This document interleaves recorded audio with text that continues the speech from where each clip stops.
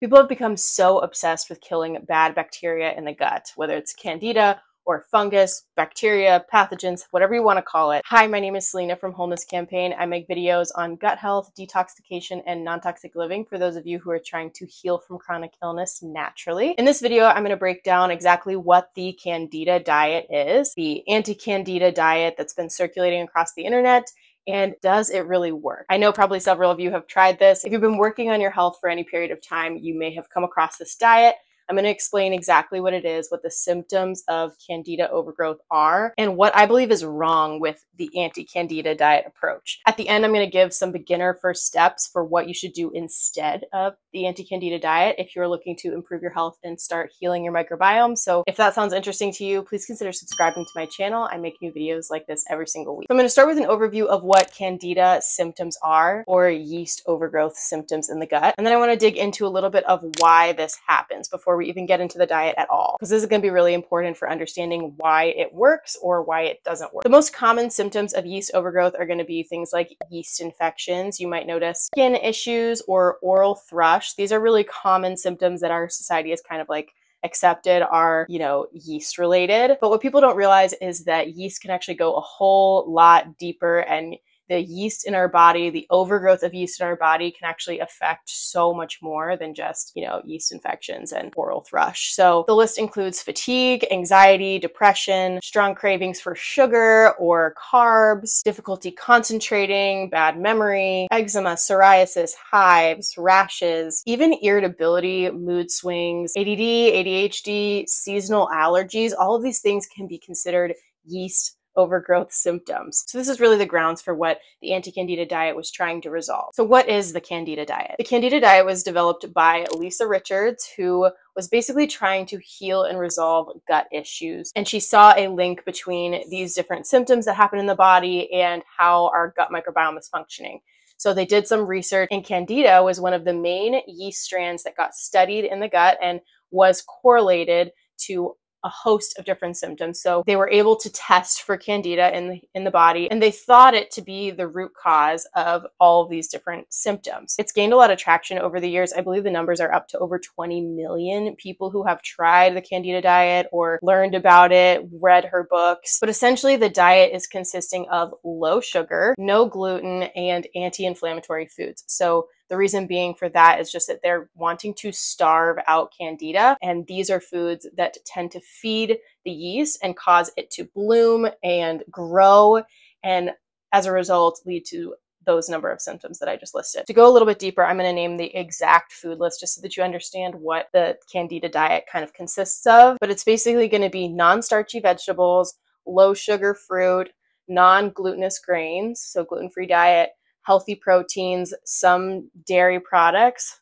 It's going to be low mold nuts and seeds, herbs, spices, condiments, healthy fats and oils. It does include sweeteners like stevia and monk fruit. It'll have fermented foods, and drinks like chicory coffee and herbal teas are completely allowed. So it's very similar to GAPS in the sense that it is restricting the foods that are feeding the yeast, but in a really strict version of the Candida diet, you would be completely eliminating all foods that contribute to yeast. And the GAPS diet doesn't necessarily go that far, at least the full GAPS diet doesn't. So what is wrong with the anti-Candida diet, or that anti-Candida, kill Candida approach? I'm going to kind of list off like some of my main reasons why I think that it doesn't work for people, and also going to explain a little bit of why maybe it does work for some people. I think first and foremost, the biggest issue I find with the Candida diet is that it doesn't address toxicity. So it's actually not addressing the root reason why the yeast is there in the first place. And if it doesn't fix the root problem, then simply starving out the yeast isn't going to fix the problem long term, fix those symptoms long term. And the reason for that kind of goes down to this idea that you actually can't ever fully kill off a species in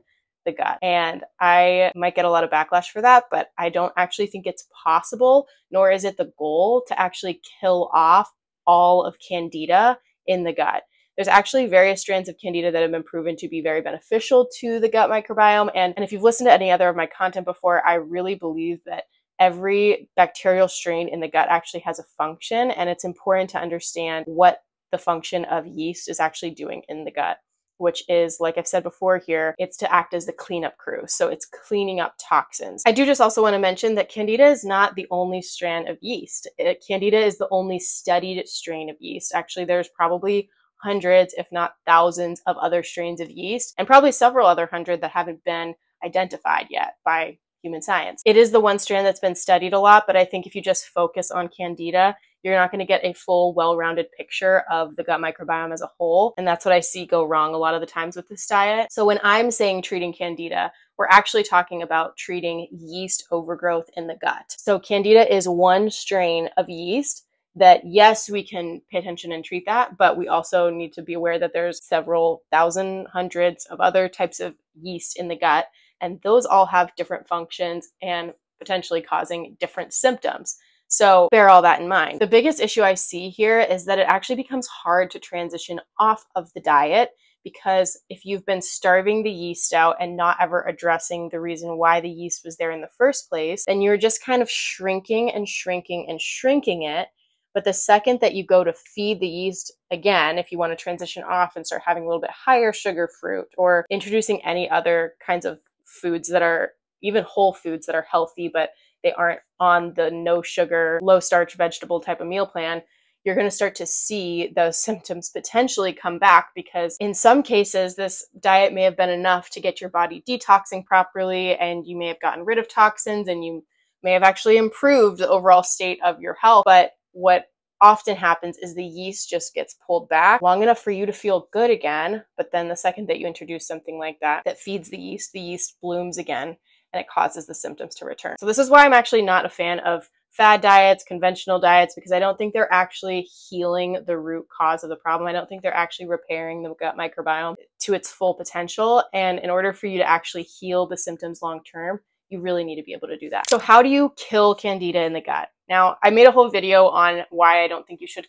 kill bacteria. I actually talked specifically about parasites, but people are all obsessed with at least decreasing that yeast load, which I actually can understand, because that is part of what we would want to do, is we would want to decrease the yeast load in the body so that it's not flaring all the time, causing symptoms, that it's back into balance.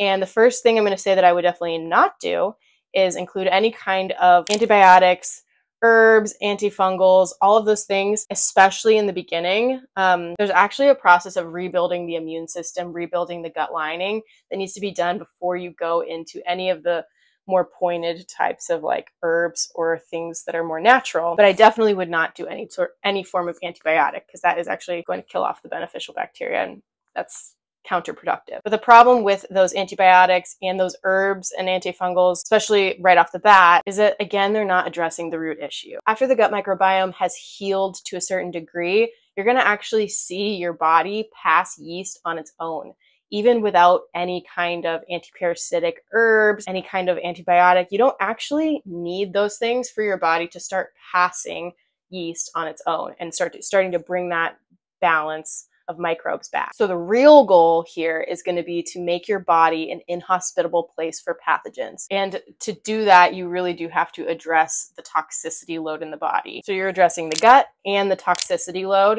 You want to heal the gut, replenishing it with beneficial microbes, and you also want to detox the pathogens, contaminants, toxins that you have in your body that are actually the reason why the yeast are there. Whenever you go into any type of deeper detox, I always recommend meeting with a practitioner to kind of get a more catered approach, because I have seen this go wrong so many times, and then people just throw the baby out with the bathwater and it becomes this whole thing. The reality is that everybody has a unique path that they're going to need to go on, and it really needs to be catered to them. The process of detox can be so much like a 2-step forward, 1-step back type of thing.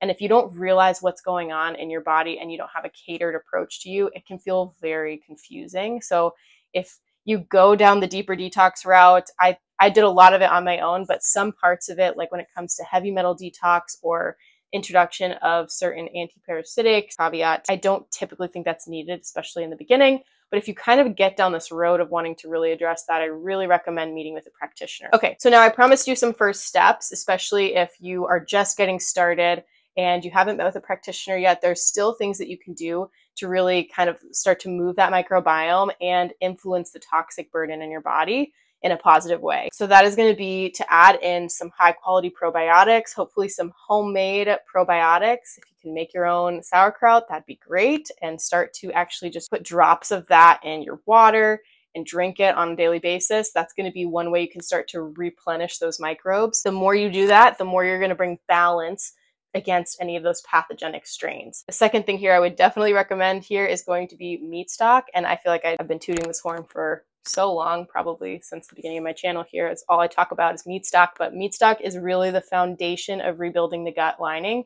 And that's where your immune system is going to gain its strength back again to actually do some of this detoxification work on its own. So starting with just like really increasing the broth intake, meat stock intake. If you're interested in my favorite recipe, I will have it linked in the description box below. But as much meat stock as you can tolerate and build into your diet is going to be a great beginner first step. And then I would go ahead and limit foods that feed yeast, feed candida. I would also go slow in this process because I know people have just gone, 0 to 100 and ended up with really intense die-off reactions, and sometimes the body doesn't really know what to do when it's that extreme. So just be aware that if you drastically change your diet, you might actually see yeast dying off, and it might make your symptoms a little bit worse before it gets better. Ultimately, Dr. Natasha, the woman who developed the GAPS diet, is actually not for the whole idea of starving off yeast. It's not really a holistic view of what's going on here, especially when you consider that you can't ever fully starve off a species. And the goal is really full rehabilitation with a gut first approach. So if you are interested in taking some deeper first steps, I have a whole quick guide to gut health that I will have linked in the description box below for you to get started and really understand some of these nitty-gritty details like a little bit more in depth. I talk a little bit more about heavy metals and the role that they play in the gut and 10 of my best tips for improving your gut health. So be sure to check that out. And if you got any value out of this video, please consider subscribing to my channel. It is my passion to walk alongside people as they heal and grow. It inspires me and hopefully brings encouragement to you. Thanks for watching.